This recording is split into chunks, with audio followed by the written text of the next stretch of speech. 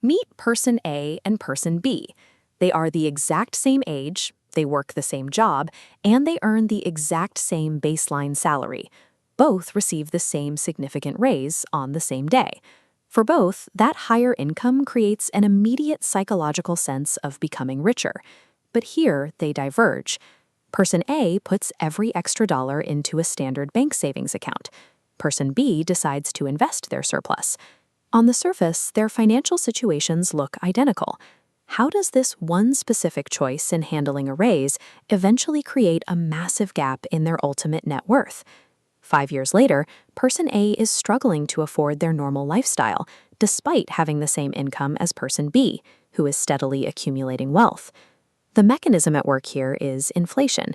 Person A's money didn't shrink in volume, but these gas station prices show purchasing power dissolving over time.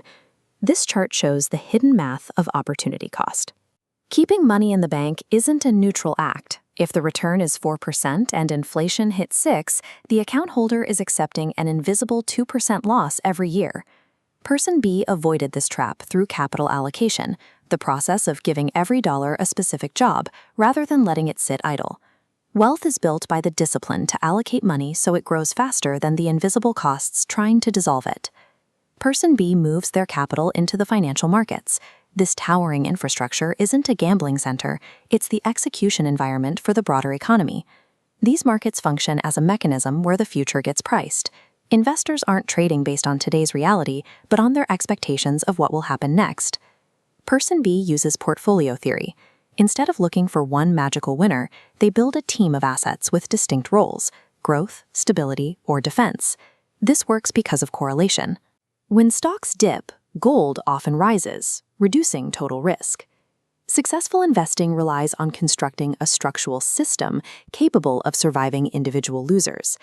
Then, a sudden external crisis triggers a massive market crash. Global panic sets in and volatility spikes. Portfolios plummet. Both Person A and Person B experience the same profound financial fear as their savings appear to vanish. This is where behavioral finance takes over. Humans are wired for loss aversion.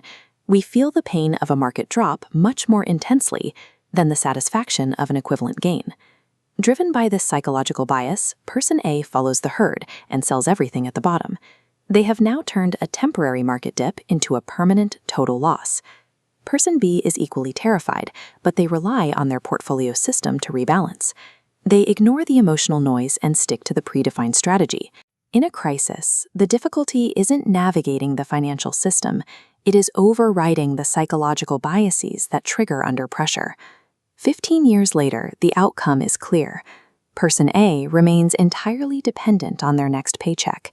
Person B has achieved total financial freedom.